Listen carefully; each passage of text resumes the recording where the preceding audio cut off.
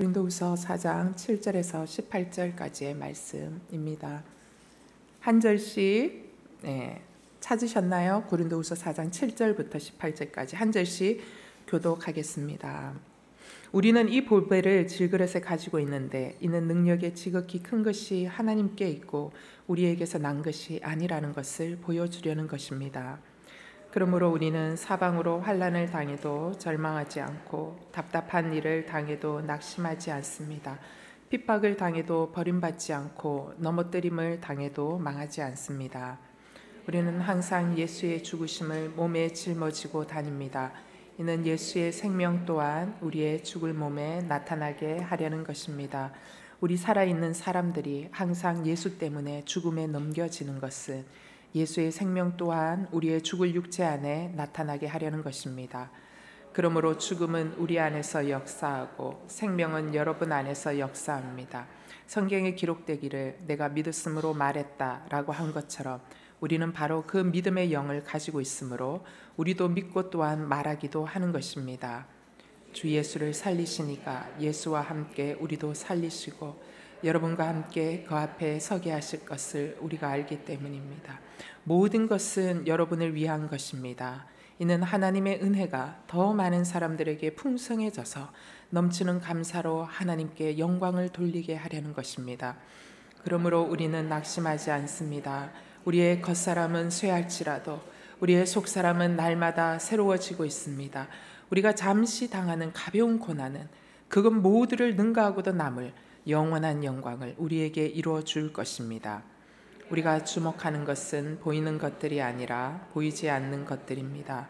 보이는 것들은 잠깐이나 보이지 않는 것들은 영원하기 때문입니다. 아멘. 질그릇 안에 보배라는 말씀으로 전신희 목사님께서 말씀 전해 주시겠습니다.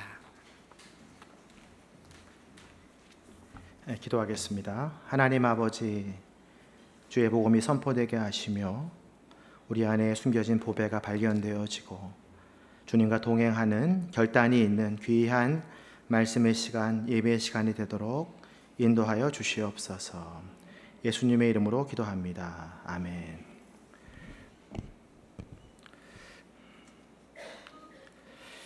저는 오늘 이제 예배 찬양을 드리면서 우리 호미영 지사님이 굉장히 영성이 있으신 분이다. 왜냐하면 그 찬양의 가사 안에요, 제 설교의 내용이 다 들어있어가지고 굉장히 영성 있는 분이다 생각했고요. 김정희 목사님은 더 영성이 있으신 분이다. 전 설교가 끝난 줄 알았어요. 기도인도 하시는데 제 설교를 다 들으시고 기도인도 하시는 것처럼 여성 예배가 대단하다. 듣기도 전에 다 하는구나. 그래서 제가 겸손한 마음으로 올라왔습니다. 성경 말씀은 오늘 우리에게 질그릇이다. 우리는 질그릇이다. 질그릇의 질자는 흙이란 뜻입니다. 영어로는 이제 얼스에다가 이제 en을 붙여가지고 얼던 베셀 해가지고 질그릇, 흙으로 만들어진 그릇이다. 유약을 바르지 않았기 때문에 보통 우리가 아는 도자기들은 다 유약을 바르잖아요. 튼튼하게 하려고, 윤기를 내려고. 근데 질그릇은 유약을 바르지 않았기 때문에 깨지기 쉽습니다. 버려지기 쉽고 쓰다가 버리는 그릇, 하찮은 그릇. 근데 우리의 모습을 하나님이 질그릇과 같다라고 말씀하십니다. 그래서 여러분들이 이제 거울을 보시면, 여러분의 얼굴을 거울을 통해 보시면 종종 좌절하고 열등감을 느끼게 되실 겁니다. 저도 사실은 이제 제가 찍힌 사진을 보면요, 저는 굉장한 열등감을 느낍니다. 제가 친한 차 목사님은 뭘 찍어도 멋있게 나오거든요. 저는 뭘 찍어도 두툼하게 나오고 이렇게 우람하게 나와가지고 나는 왜 이럴까? 내 질그릇은. 참 열등감에 자주 빠지곤 하는데, 예수님과 동행한다는 것은 이런 열등감에서, 좌절감에서 벗어나야 되는데 어떻게 우리가 그렇게 벗어날 수 있을까? 우리가 질그릇인 것을 인정하면 됩니다. 나는 질그릇이다. 버려지고 깨어지는 질그릇이다. 나는 왜 이렇게 상처를 잘 받고 깨어질까? 나는 언제쯤 반복되는 죄에서 해방할 수 있을까? 이런 생각이 드는 사람들은 내가 질그릇임을 바로 인정해야 되는 것이죠. 나는 흙으로 돌아가는 존재이다. 유학도 발려지지 않았다. 언제나 버려질 수 있다. 혹시 어젯밤에 샤워하시면서 또 오늘 아침에 세수를 하시면서 죄책감을 느끼신 분 있습니까? 내가 오늘 왜 이렇게 더러워졌지? 오늘 아침 왜 이렇게 유난히 내 얼굴에서 기름이 많이 떠 있지? 그런 사람 한 명도 없었을 거예요. 왜냐? 우리의 몸은 시간이 지나면 더러워질 수밖에 없기 때문에. 내가 오늘 되게 열심히 살았구나. 땀 냄새도 나고 옷도 더러워지고 내가 씻어야 되겠구나. 아무 죄책감 없이 우리가 씻거든요. 샤워하고 세수하고. 혹시 자녀들의 옷을 빨래하면서 주님, 우리가 이렇게 죄를 많이 지었습니다. 기도하면서 빨래하시는 분 계세요? 옷이 너무 더러워져 있으니까. 그렇지 않잖아요. 그냥 빨죠. 옷은 더러워지라고 있는 거예요. 얼굴과 몸은 더러워질 수밖에 없다는 것을 인식하면, 인정하면 우리는요, 열등감과 좌절감에서 해방될 수 있는 거예요. 나는 더러워질 수 있는 존재다. 나는 깨트려질 수 있는 존재다. 나는 질그릇이다. 이것이 인정되면 내가 실수하거나 연약하거나 모자라거나 상처가 나거나 우울하거나 매이지 않게 되는 것이죠. 그리고 그 상처들은요, 사실은 내 안에 어떠한 새로운 것을 바라보게 합니다. 그것 때문에 또 감사하게 되고, 그것 때문에 그것을 떠나보내며 축복하기도 하죠. 오늘 우리가 불렀던 찬양 중에 믿음의 눈 들어 주를 보니 뭐라고 그랬어요? 이 또한 지나가리라. 지나가는 거예요. 여러분에게 찾아왔던 모든 우울증, 상처들, 두려움 지나가는 거예요. 저희가 7월 4일 날 예수님과 동행하기 첫 번째 제가 설교에서 예수님이랑 우리 동행합시다. 주 예수와 동행하니 그 어디나 하늘나라. 제가 글씨까지 써가지고 여러분에게 다 드렸어요. 여러분들은 아마도 그 글씨를 다 받아가지고 뭐 버린 분도 있겠지만 대부분의 사람들은 잘 보이는 화장대나 냉장고에다 그걸 붙여놓고, 그렇지, 내가 주님과 동행하기로 결심했지. 이제 내가 오늘부터는 주님과 동행할 것이다. 선포를 하고 한 달을 보내실 거라고 저는 생각합니다. 아멘? 그렇지 않았군요. 근데 이제 돌아보니까 내가 그렇게 매일 그 글씨를 쳐다보고 노력하고 주님과 동행하기를 원했는데 우리는 어느새 TV 드라마와 동행하고 있고 스마트폰과 동행하고 있고 홈쇼핑과 동행하고 있음을 부인할 수가 없는 것이 사실이죠. 인정하십니까? 우리는 그렇게 연약한 존재예요. 그리고 또 좌절합니다. 내가 그 글씨를 괜히 받았어.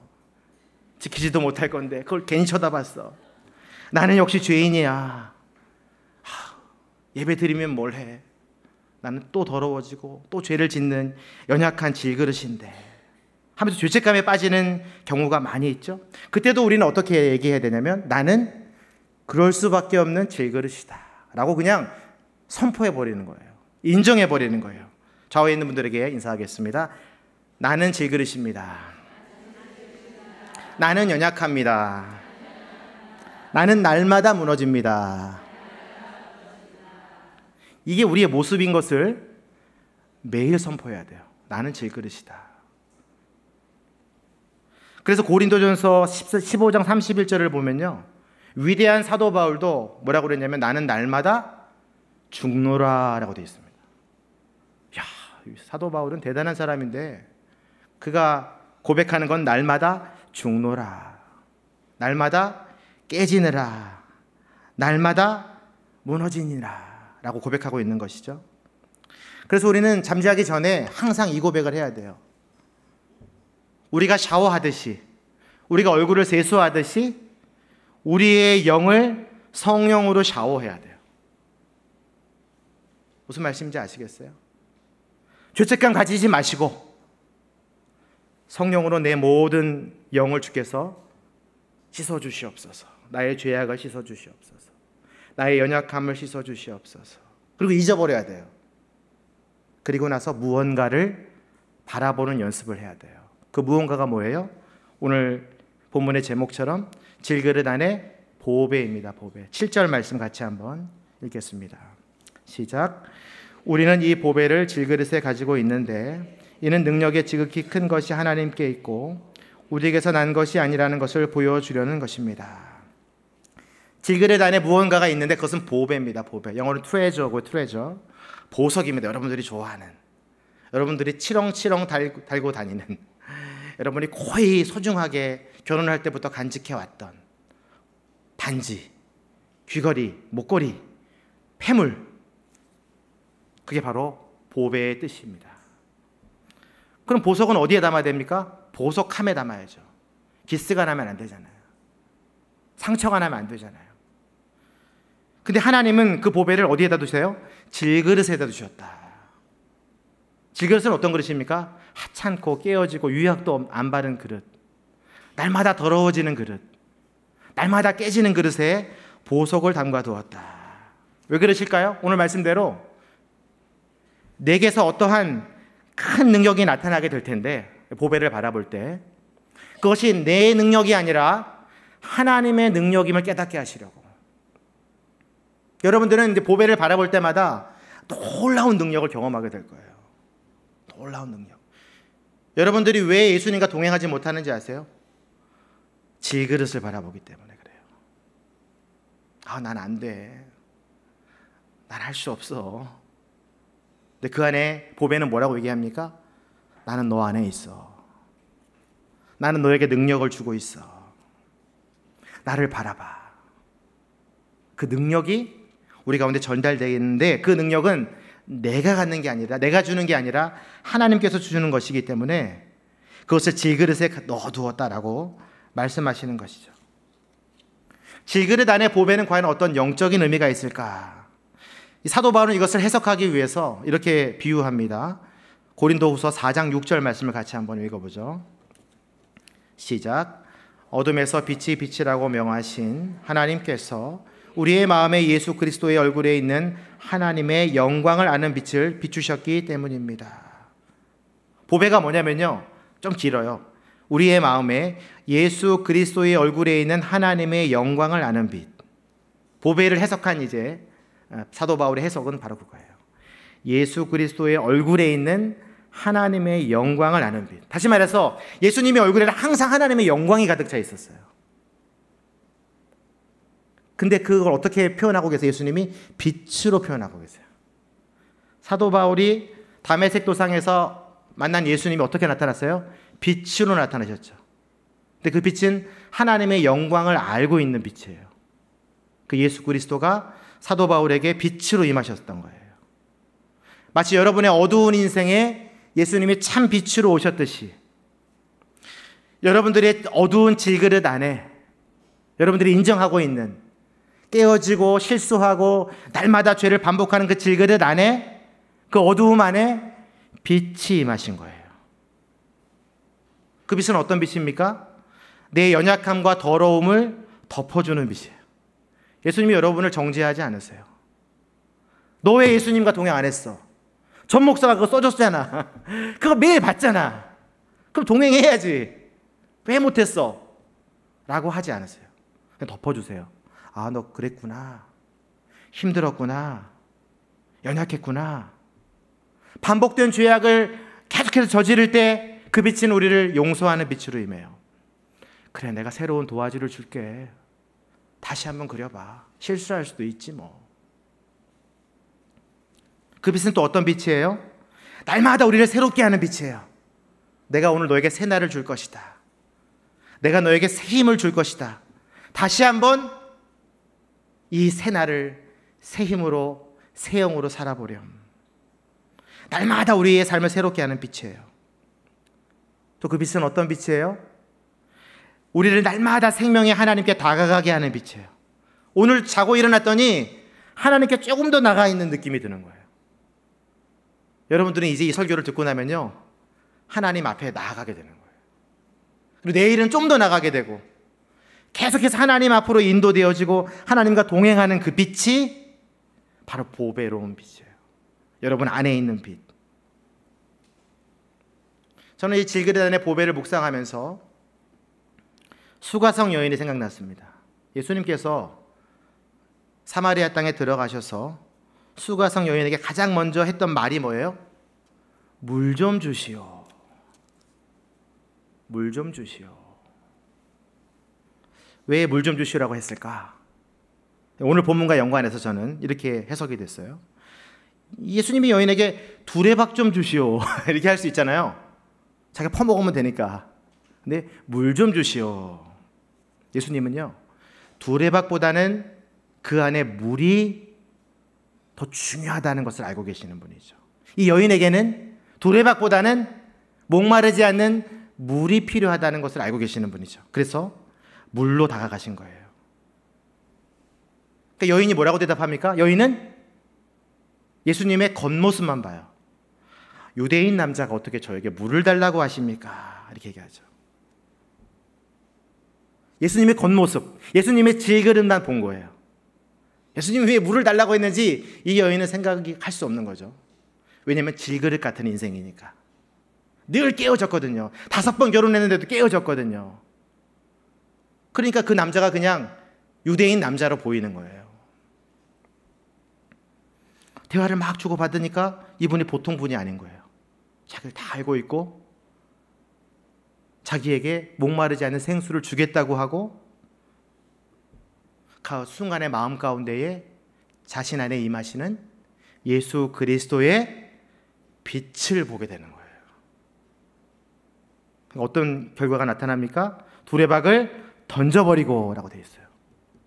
다시 말해서 질그릇을 깨트리고 예수 그리스도의 보배를 증거하러 그가 메시아고, 유대인 남자에서 그가 메시아고 그가 그리스도이심을 선포하러 달려가는 거죠. 우리가 짜장면을 먹을 때 말이죠, 이 집은 왜 이렇게 짜장면 포장을 이렇게 했어? 라고 하지 않죠. 짜장면이 오면 어떻게 합니까? 짜장면이 불었나 안 불었나 확인하죠. 이게 지금 만든 건가? 30분이 지난 건가? 이 양념은 정말 짠 것인가? 맛있는 것인가? 싱거운 것인가? 그것에 관심이 있지. 포장지를 왜 이렇게 했어? 포장지에 매이지 않고 그릇에 매이지 않잖아요. 생일 선물을 받았잖아요. 오늘 여러분 누군가가 8월달 생일 선물. 포장지에 연연하지 않습니다. 내용이 중요한 거예요. 빨리 포장지를 뜯고 싶죠. 지금 예배 시간이지만 빨리 뜯어갖고 이게 뭐가 들어있을까? 포장지는 버리고 이걸 취하는 거죠. 예수 그리스도가 질그릇 안에 보배를 두었다는 얘기는 우리 안에 있는 질그릇을 빨리 깨트려야 돼요. 빨리 포장을 벗겨야 돼요. 구겨버려야 돼요. 그리고 그 안에 보배를 우리가 바라봐야 돼요. 마치 이 여인처럼. 하나님은 여러분들이 질그릇보다 그 안에 있는 보배에 집중하기를 원하십니다. 그래서 오늘 부르신 거예요. 여러분도 그렇게 될 거예요. 그 보배의 아주 놀라운 비밀을 깨닫는 순간 그걸 놓지 못하게 되는 거예요. 그 순간 우리의 열등감과 좌절감은 사라지게 되는 거예요. 보배를 발견해야 돼요. 좌우에 있는 분들에게 이렇게 선포하겠습니다. 당신 안에 보배가 있습니다. 그 보배에 집중하십시오. 포장지는 벗겨버려야 되는 거예요. 그 안에 있는 것에 집중해. 지금부터 여러분들 이제 들어오셔야 돼요. 이제 보배 안으로. 그렇다면 왜 그 보배를 영광스러운 빛의 형태로 두셨을까? 어둠에서 빛이 비치라. 사도 바울이 예수 그리스도의 얼굴에 있는 하나님의 영광을 아는 빛,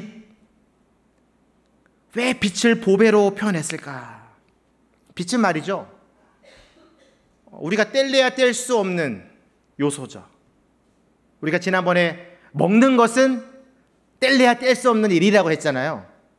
그래서 예수님과 동행하는 것은 먹는 거라고 제가 말씀드렸는데, 오늘은 빛이에요.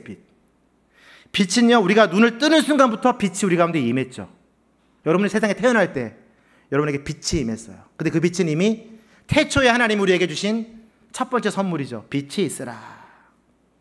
내가 눈을 감고 죽는 건 뭐예요? 빛을 못 보는 거예요. 빛은 우리의 시작과 끝이에요. 어쩌면 영원이죠.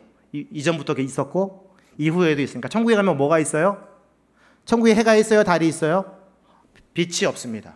오직 하나님의 영광만 존재합니다. 하나님의 도성은 해와 달이 필요가 없어요. 하나님의 영광이 너무 빛나기 때문에. 그러니까 우리는 죽어도 빛을 보게 되어 있는 존재예요. 이 빛은 말이죠, 이 땅에서 우리에게 어떤 역할을 하냐? 빛이 만약에 그 창세기 1장에 보면 흑암을 몰아내고 공허와 혼돈의 평안과 질서를 부유한 것처럼 우리에게 빛이 임하면 몸이 건강해져요. 빛은 우리가 잘 알듯이 가시광선, 적외선, 자외선, 레이저 광선으로 나눠져 있거든요. 그 파장에 따라서. 그래서 어떤 것을 비추느냐에 따라서 우리 몸에 유익해요. 피부 질환 하시는 분들, 질환을 앓는 분들이나 수술을 할 때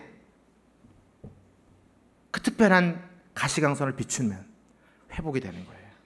특히 중이염을 앓는 분들은요, 귀앓이를 하거나 어지럼증이 있는 분들은요, 거기에 적외선을 쬐면은 탁월한 효과가 있대요.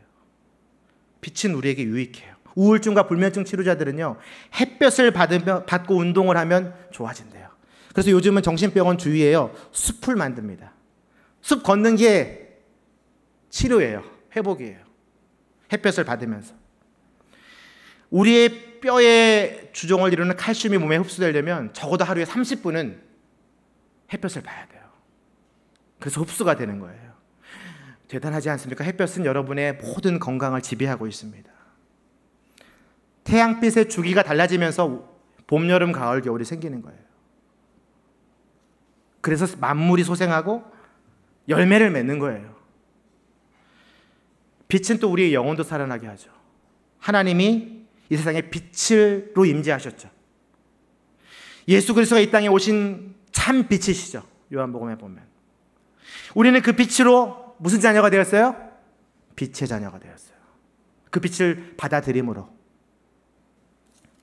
우리 안에 성령께서 하시는 일은 뭐냐면 어둠을 몰아내요. 육신의 정욕을 몰아내고 영광스러운 하나님의 나라의 삶으로 인도하세요. 빛으로 인도하시는 분이 성령님이세요. 그래서 결국은 우리가 가는 하나님의 나라는 하나님의 영광의 빛으로 충만한 곳이다. 결국 삼위일체 하나님이 하시는 일이 뭐냐면 우리를 빛으로 임하셔서 빛된 삶을 살게 하셔서 빛의 나라로 인도하시는 거예요. 여러분들은 빛이 없이는 여러분은 살 수가 없어요. 우리의 영과 육의 생명을 더하고 있는 빛. 여러분이 죽어서도 영광의 나라로 인도하는 그 빛된 말씀, 그것이 바로 보배의 의미예요. 그 빛은 여러분에게 풍성한 은혜를 선물하죠. 영원한 생명을 선물하죠. 마태복음 13장 44절에 보면요, 천국을 뭘로 비유하냐면 밭에 숨겨진 보물로 비유합니다. 여러분들은 오늘 그 보물을 찾게 되는 거예요. 내 안에, 내 질그릇 같은 안에 보배가 발견이 되는 순간 우리 안에 천국이 발견되는 거예요. 천국, 하나님의 나라. 사도 바울은 대단한 설교가죠, 사실은. 우리의 유한한 몸 안에 숨겨진 영원한 천국을 발견한 사람이에요. 이건 놀라운 발견이죠. 어떻게 이렇게 유한한 우리의 몸이 영원한 천국을 품을 수 있을까? 예수님이 우리에게 지금 설명해 주는, 질그릇 안에 보배가 있다. 너희 안에 보배가 있다. 너희 안에 하나님의 나라가 있다. 그럼 천국을 가진 사람, 보배를 가진 사람은 어떻게 살아야 돼요? 오늘 8절 9절 오늘 본문 말씀인데요, 같이 한번 읽겠습니다. 시작. 그러므로 우리는 사방으로 환난을 당해도 절망하지 않고 답답한 일을 당해도 낙심하지 않습니다.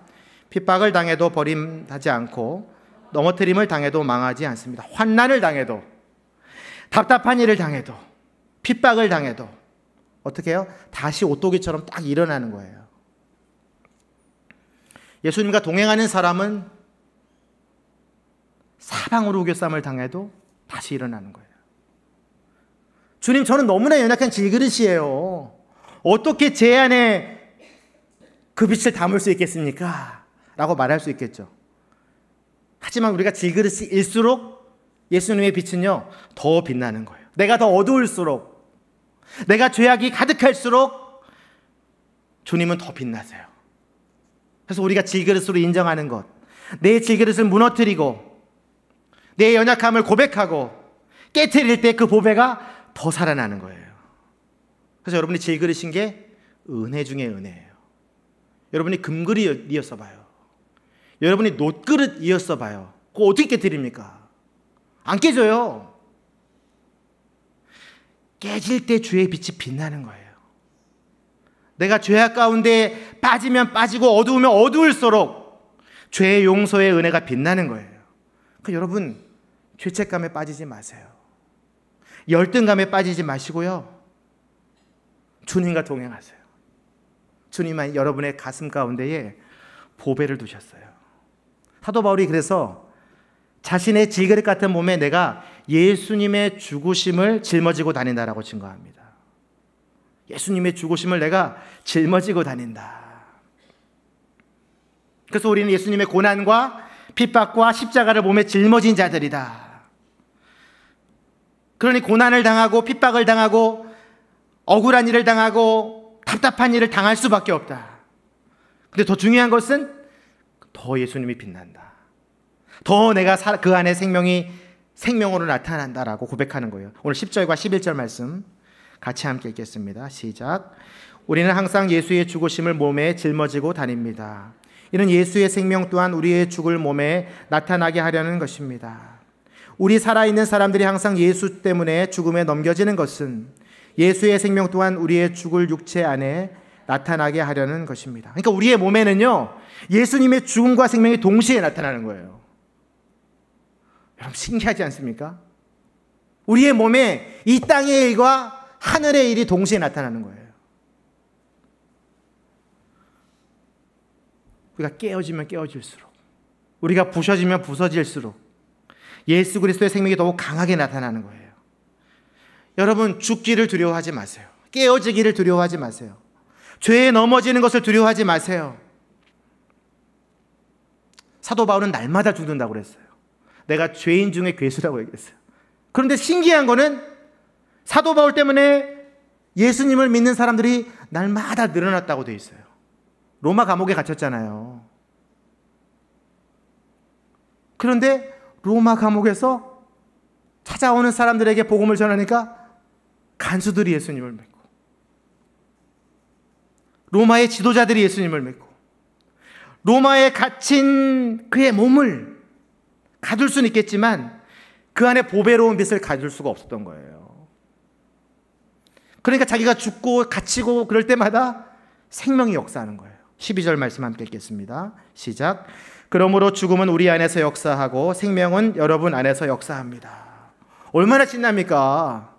나는 계속 죽어가고 썩어지고 깨어지는데 생명이 역사되는 거예요. 저는 이 말씀을 여러분의 삶 가운데에 이렇게 적용하기를 원합니다. 저를 따라서 한번 고백해 보시죠. 그러므로 죽음은 내 안에 역사하고 생명은 남편 안에서 역사합니다.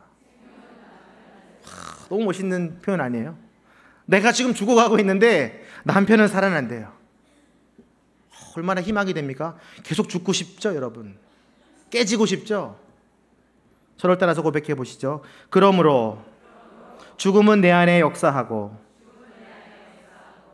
생명은 자녀 안에서 역사합니다. 여러분이 자녀를 위해서 저는 김정희 목사님 대단하다고 생각해요. 아까 이 기도를 하시더라고요. 우리가 죽어야 자녀가 살아난다고. 죽는 걸 두려워하지 마세요. 깨지는 걸 두려워하지 마세요. 실패하는 걸 두려워하지 마세요. 누군가가 살아납니다. 저는 여러분들의 질그릇이 썩어지고 죽어질 때마다 남편과 자녀들이 살아날 줄로 믿습니다. 교회와 공동체가 살아날 줄로 믿습니다. 근데 죽는데도 슬프지가 않아요. 사도 바울은 뭐라고 고백하냐면 내가 날마다 죽는데 낙심하지 않는데요. 16절 말씀 함께 읽겠습니다. 시작. 그러므로 우리는 낙심하지 않습니다. 우리의 겉사람은 쇠할지라도 우리의 속사람은 날마다 새로워지고 있습니다. 여러분 겉사람은 쇠하여지는데 계속 노쇠해지는데 주름살은 느는데 새로워지는 게 느껴져요. 놀라운 신비 아닙니까? 제 아내가 이제 50이 다 됐는데 날마다 어지럼증과 어깨 통증 때문에 고생하고 있습니다. 뭐 사람들은 그걸 뭐 갱년기다, 뭐 50견이다 그러는데요. 우리 모두 다 공감하는 얘기잖아요. 나이 들수록 노쇠하잖아요. 그래서 제가 이 설교를 준비하면서 우리 아내가 하도 아파하길래 제가 이 설교를 준비하면서 이렇게 선포했습니다. 당신에게 갱년기가 오고 50견이 와도 낙심하지 마십시오. 당신의 속사람은 날마다 새로워지기 때문입니다. 우리 아내가 은혜를 받았을까요? 잘 모르겠어요. 갱년기와 50견이 와도 속사람은 계속해서 새로워진대요. 내 몸에 암이 퍼져가고 주름이 늘어가도 우리는 낙심하지 않아요. 왜냐하면 내 안에 속사람이 영광스러운 하나님의 형상으로 계속 지어져 가기 때문에 오늘보다 더 가까이, 내일은 더 가까이 하나님의 영광스러운 빛으로 나아가고 있기 때문에 낙심하지 않는 거예요. 왜? 질그릇 안에 있는 보배로운 빛이 계속해서 우리를 그쪽으로 이끌어 가기 때문에. 예수님과 동행하는 사람은 내가 반복되는 죄악과 열등감과 우울감에 빠져도 결코 낙심하지 않는 사람이에요. 왜냐하면 그때 그 빛이 죄악을 비춰주고 어둠을 몰아내고 죄 용서의 빛으로 다시 우리를 새롭게 하기 때문에. 예수님을 바라보면, 예수님과 동행하면, 그 보배를 묵상하면 날마다 우리가 생명을 경험하게 되는 거예요. 보라, 이전 것은 지나갔으니 새 것이 되었도다. 그걸 선포하는 거예요. 우리를 새롭게 하시고 생명으로 인도하시는 분은 바로 우리를 질그릇으로 빚으신 토기장의 하나님. 하나님이 여러분을 빚으셨대요. 토기장의 하나님. 내가 하나님의 손으로 빚어진 그릇이라는 것을 인정할 때에 내 안에 보배가 보여지는 거예요. 질그릇이 깨어지고 부서지고 흙으로 돌아갈지라도 감사하게 되는 거죠. 왜냐? 우리는 그 뒤에 영광스러운 하나님의 나라에 이르게 될 것이기 때문에. 우리의 영혼이 돌아갈 곳은 오직 그 영원한 보배가 계시는 예수 그리스도의 보좌의 품이기 때문에. 그래서 결국은 우리가 예수님과 영원히 동행하게 되는 거예요. 어떻게 할 때? 내 안에 있는 예수님을 바라보고 집중할 때. 17절 말씀 함께 읽겠습니다. 시작. 우리가 잠시 당하는 가벼운 고난은 그것 모두를 능가하고도 남을 영원한 영광을 우리에게 이뤄줄 것입니다. 우리가 당하는 모든 고난은 그것을 능가하는 영광이 있다는 거예요. 근데 그게 보이진 않아요. 보이진 않아. 만져지지도 않아. 이해가 안 되는 거예요. 어떻게 그게 이해가 되고 믿어집니까? 어떻게 천국이 보여집니까? 하나님의 영광이 어떻게 이해가 됩니까? 예수님의 보좌를 가본 적도 없는데 어떻게 그게 이해가 됩니까? 믿음으로 말하면 돼요.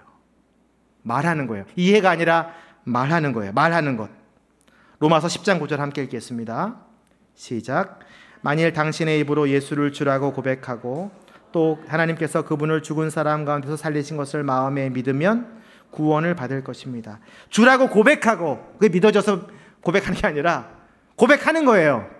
마음으로 믿어지는 거예요. 고백하니까 믿어져요. 마음으로 믿어지는 순간 고백하게 돼요. 예수님을 주라고 고백하고 마음으로 믿으면 구원이 임하는 것처럼 예수님이 내 주인이시고 예수님이 내 보배이시고 내 안에 살아계심을 말로 하는 거예요. 선포하는 거예요. 그냥. 그럼 그게 믿어지는 거예요. 내가 하나님의 질그릇이고 내 안에 영광스러운 보배가 숨겨져 있고 그것이 나를 하나님의 영광스러운 보좌로 인도할 것이다 라고 선포하는 거예요. 13절 14절 말씀 함께 읽겠습니다. 시작. 성경에 기록되기를 내가 믿었으므로 말했다고 한 것처럼 우리는 바로 그 믿음의 영을 가지고 있으므로 우리도 믿고 또한 말하기도 하는 것입니다. 주 예수를 살리시니가 예수와 함께 우리도 살리시고 여러분과 함께 그 앞에 서게 하실 것을 우리가 알기 때문입니다. 내가 믿었으므로 말했다. 내가 말하면서 믿게 되었다. 그때 믿음의 영이 임하거든요. 성령께서 우리의 마음을 감동하게 하셔서 믿게도 하고 말하게도 하시는 것이거든요. 그래서 결국은 우리를 살리시는 거예요. 하나님은 그런 우리의 믿음을 보고 우리를 구원하시고 우리를 살리시는 분이시죠. 질그릇 안에 보배, 만져지지 않고 보이지는 않지만 내가 말로 하고 선포하는 거예요. 나는 질그릇입니다. 내 안에 보배가 있습니다. 그것은 나를 영광스러운 빛으로 인도할 것입니다 라고 선포하는 거예요. 그럼 무한한 하나님의 나라가 유한한 내 삶에 들어오는 신비를 경험하게 되는 거예요. 그게 성령께서 여러분에게 믿음의 영을 주셔서 믿게 하는 거예요. 그리고 찬양하게 되죠. 너 주님 너무 찬양합니다. 내가 오늘도 실수했지만 그래도 나는 결국 하나님의 영광스러운 빛에 들어갈 줄로 믿습니다. 내가 질그릇인 것도, 내가 안에 보배가 놓여진 것도 결국은 하나님은 나를 구원하시기 위한 하나님의 계획이고 그 놀라운 신비로운 일에 나를 주님께서 인도하시는 것을 나는 믿습니다. 이 모든 것은 나를 위한 하나님의 계획입니다 라고 선포하는 거예요. 15절 말씀 함께 읽겠습니다. 바울이 그렇게 고백하고 있어요. 시작. 모든 것은 여러분을 위한 것입니다. 이는 하나님의 은혜가 더 많은 사람들에게 풍성해져서 넘치는 감사로 하나님께 영광을 돌리게 하려는 것입니다. 결국은 뭐냐면 하나님의 영광이에요. 오늘 말씀의 핵심은 하나님 우리 가운데 죄가 있기 때문에 하나님의 영광에 이르지 못하니까 예수님을 보내신 것 아닙니까? 참 빛으로. 그래서 내 안에 있는 어둠의 영들을 몰아내시고 보배를 숨겨두심으로 그 보배가 빛을 발함으로 인하여 하나님의 영광스러운 나라를 사모하게 되고 하나님의 영광스러운 형상대로 지어져 가게 하시고 하나님은 여러분을 질그릇으로 만드시고요 보배로 바꾸시는 분이세요. 하나님은 여러분을 유한하게 만드시고 영원하게 만드시는 분이세요. 얼마나 감사합니까? 이건 불가능한 거예요. 설명이 안 되는 거예요. 유한한 질그릇에 어떻게 영원한 보배를 심을 수 있습니까, 여러분? 유한한 이 땅에 어떻게 하나님의 나라가 내려올 수 있습니까, 여러분? 근데 예수님이 오셨잖아요. 유한한 분이 이 땅에 내려오셔 사셨잖아요. 보이지 않는 세계가 보이는 땅에 내려온 거잖아요. 질그릇 안에 보배라는 것은 여러분의 삶에 완전히 적용돼야 돼요. 하나님 나라의 원리예요. 죽으면 죽을수록 살아나고 깨어지면 깨어질수록 분명해지고 더러워지면 더러워질수록 정결해지는 구원의 신비. 그게 질그릇 안에 보배에 담겨져 있는 놀라운 교훈이죠. 저는 오늘 이 말씀이 여러분과 예수님과 동행함으로 날마다 그 보배 되신 예수님을 바라봄으로 깨달아지고 보여지고 만져짐으로 인하여 영광스러운 그 나라에 놀라운 빛 가운데 나아가게 되는 은혜가 있기를 주님의 이름으로 축복합니다. 그러므로 18절을 읽고 이제 우리가 찬송하겠습니다. 18절 시작. 우리가 주목하는 것은 보이는 것들이 아니라 보이지 않는 것들입니다. 보이는 것들은 잠깐이나 보이지 않는 것들은 영원하기 때문입니다. 아멘.